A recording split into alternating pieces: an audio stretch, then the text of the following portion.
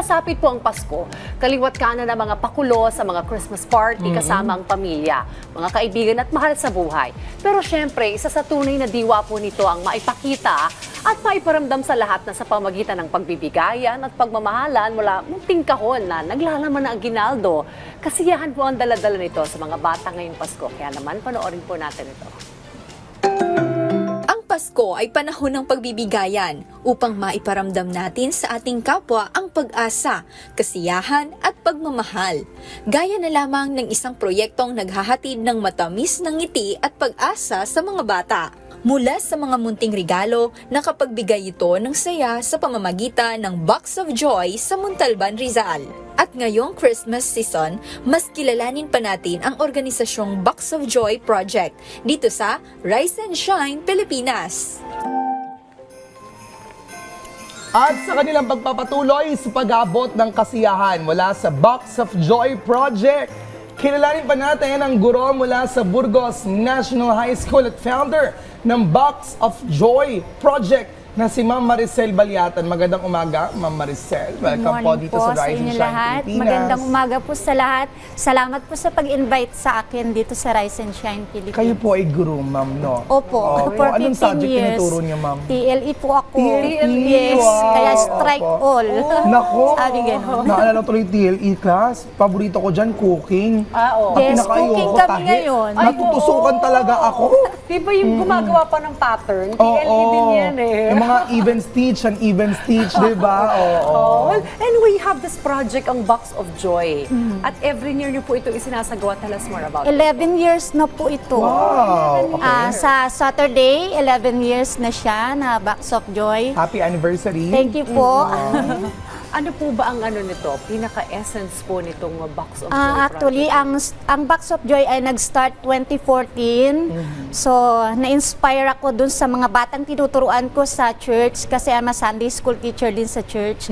Nakikita ko yung sarili ko sa kanila dahil nung bata ako, ganun din ako. And then, na-inspire ako na magbigay ng gift sa kanila kapag sila ay a-attend ng church. Kapag nandun sila palagi, complete ang attendance, syempre, gusto ko may gift sila. Ayun, nakatuwa naman. Siyempre, iba yung pakiramdam yung mga bata makakatanggap ng regalo. Kahit tayo, kahit na ganitong age, hihintay natin Box of Joy ni Ma'am. Pero, Ma'am, itong project nyo na Box of Joy, saan nyo ito madalas ginagawa? Kasi nakita natin yung pictures, may mga sa basketball court, may nasa bundok pa. Diba, Ma'am? At saka, ano po yung pakiramdam nyo, siyempre, na patuloy na ginagawa nyo yung gato gawain for 11 years already? Well, I grew up kasi sa community na tinatawag na patiis. Talagang magtitiis ka sa hirap kung paano pumasok o lumabas ng bahay. Mahirap doon sa community namin. Ngayon, dahil sana inspire ako na yung mga bata ay bigyan ng gifts, ito yung naging way ko para ma-reach yung mga bata dun sa lugar namin. Okay. And then, yung mga bata na 11 years na imagine, sila na ngayon yung nagpapatuloy. Sila na yung mahanap ng mga magdo-donate para magpatuloy yung May mga Box of nag-sponsor Joy. din. Sila na naghahanap ng sponsor, hindi na ako yung kumikilos. Kakatuwa naman, ano? Yes. Ayoko na. Actually, every year, sinasabi ko sa sarili ko, stop na ako. Nakakapagod po, hindi po madali yung pagpe-prepare. Pero dahil sila yung nagpo-push na, Ma'am, sige na, hahanap kami ng sponsor, kami ang bahala. Basta ituloy mo lang yan, sabi nilang gano'n sa akin. So, ayun, nag-strive pa rin ako. Kaya mayroon pa rin 11 years Box of Joy sa Saturday. Okay. Ano po normally yung laman nito mga boxes of joy? Nag-start ang Box of Joy, yung mga student ko, in-inspire ko sila na magbigay sa mga batang maliliit. So sila yung nag-fill in dun sa boxes ng mga gifts kung ano yung kaya nila. Tapos dadalhin nila sa akin, irarap namin yon. Pipili sila ng bata na pagbibigyan nila. May picture ako nung bata. Pinipili nila yon. Tapos, that December, sila mismo yung nagbibigay.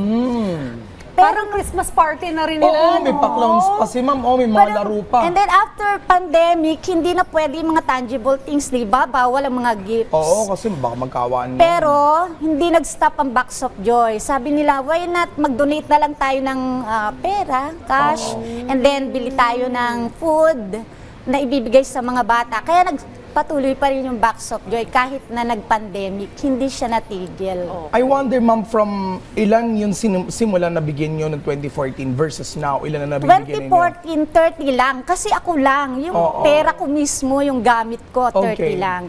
And then dahil nga teacher ako, in-inspire ko yung mga student ko na gusto nyo ba magbigay din kayo sa mga bata? And then na-encourage sila, nagdadala sila sa akin ng gifts na ibibigay sa mga bata. And then the next year, naging 70, 75, naging 100. Okay. Ngayon po, 200. Wow! Okay. Alam mo, marami ring mga ganitong mga ibang mga tao. Ganito rin yung ginagawa nila na simple gift giving, ang laki ng impact sa mga bata. Opo. May mga other activities pa po ba kayong ginagawa aside from Box of Joy Project para po sa mga bata? At just seeing the children, ano po yung tingin ninyong epekto po nito Actually, yung mga bata na nasasali sa Box of Joy, nayayaya ko rin sila ng community work katulad nung paglilinis doon sa aming, meron kasing sapa doon sa lugar namin, nag-clean up drive kami doon. So sumasama sila kasi sila yung mga naging beneficiary ng Box of Joy. Hindi lang yon, meron din kasi akong advocate na si Pastor Noy de Sabelle. Hello po, nandyan po kayo. Na lagi siya yung nag-encourage din sa akin na ipagpatuloy yan. And then, siya rin yung every year na palaging nagsasabi doon sa mga bata. Guess ko siya palagi para ipakilala si Lord sa mga bata. Dahil yun ang tunay na essence ng Christmas, si Lord talaga, si Jesus Christ. So, hindi siya nawawala doon at dahil lagi siyang nahan doon, mas maraming bata ang napapasaya. Mas grabe pa siya sa clown. Mas masaya pa siya sa clown. Talaga? Si Pastor Noy de Sabelle. Ayun. Alam mo, naisip ko tuloy, no? Parang dahil Maricel yung pangalan ni Ma'am Maricel, next to Mama Mary eh. Mary, tapos Maricel, di ba? Kaya very blessed kayo, ma'am. Ay, hindi lang dahil sa pangalan, pero dahil sa inyong busilak na puso, thank you, syempre. thank At sa mga taong na-impluwensya ninyo, para patuloy na tumulong at magbigay saya sa mga kabataan. Bilang kayo po ay isang guro, Ma'am Maricel, saan po kayo kumukuha ng pangsuporta sa proyektong ito? I understand, ilang percent yung nataas nun from 30 to 200 na ngayon. Yes po, sabi ko nga kanina, hindi na ako yung kumikilos dito, no? Marami ng mga sponsor na tinatawag na advocate dun sa project na to. Sila na talaga yung naghahanap, hindi na ako. So ngayon ay per kid, pag nag-sponsor sila ng 200 pesos, makaka-experience yung isang bata o maraming bata ng napakasayang party. Katulad niyan, nakikita nyo sa pictures. Okay. May clown, may mga toys, may meron silang Mga mga palaro. games.